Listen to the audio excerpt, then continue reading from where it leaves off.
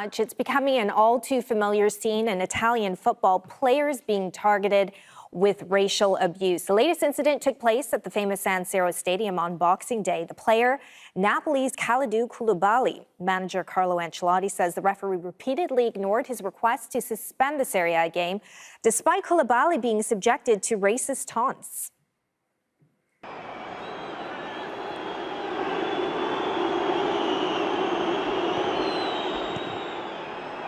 Ancelotti says he made 3 appeals for the game against Inter Milan to be stopped. The French-born Senegal defender was eventually sent off in the game that Napoli lost. The 27-year-old has previously been the target of racial abuse in Italy.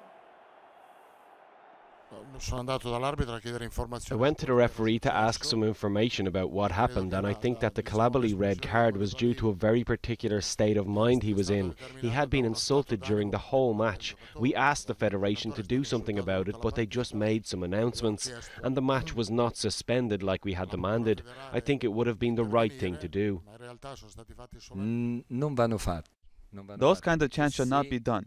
You have 65,000 people at the stadium at Christmas. This is what Italian people like, what fans all over the world like. This is entertainment. It is a show, and it should be a beautiful experience for everybody who comes here.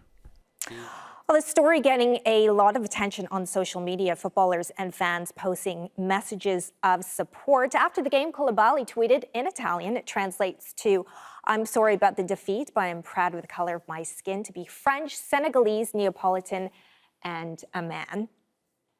Well, Cristiano Ronaldo posted this picture to his 149 million followers on Instagram. It shows him playing alongside Koulibaly. He said, "In the world and in football, I always want education and respect. No to racism and any offense and discrimination." Milan's mayor, Beppe Sala, posted an apology to Koulibaly on his Facebook page. He wrote, in translation, "Those boos towards Koulibaly were shameful." He went on to say he'll keep going to see Inter, but leave at the first sign of abuse. He then apologized to Koulibaly on behalf of Milan. That post receiving 18,000 likes, including one by Koulibaly. Well, Italian football has struggled to combat racism. Last year, Ghanaian player Sally Montari was sent off after confronting fans who abused him during a game for Pescara. He was booked for dissent after asking the referee to stop the Serie A match against Cagliari and was red-carded when he protested against the decision.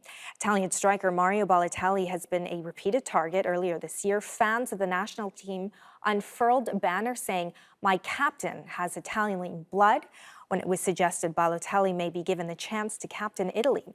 And 2 years ago, Koulibaly was also abused by Lazio fans. On that occasion, Napoli fans showed their solidarity with Koulibaly by wearing masks depicting the defender at his next home game. Well, earlier spoke to Pavel Klymenko of the anti-discrimination body Football Against Racism in Europe. He says this is a big test for those in charge of the Italian game.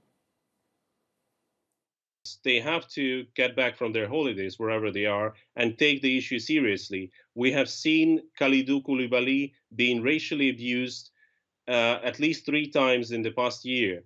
Only this month in December, both Carlo Ancelotti and the whole Napoli team, ahead of playing Atalanta in December, they've said if racist abuse continues, as it has been taking place in previous games against Atalanta, they will walk off the pitch.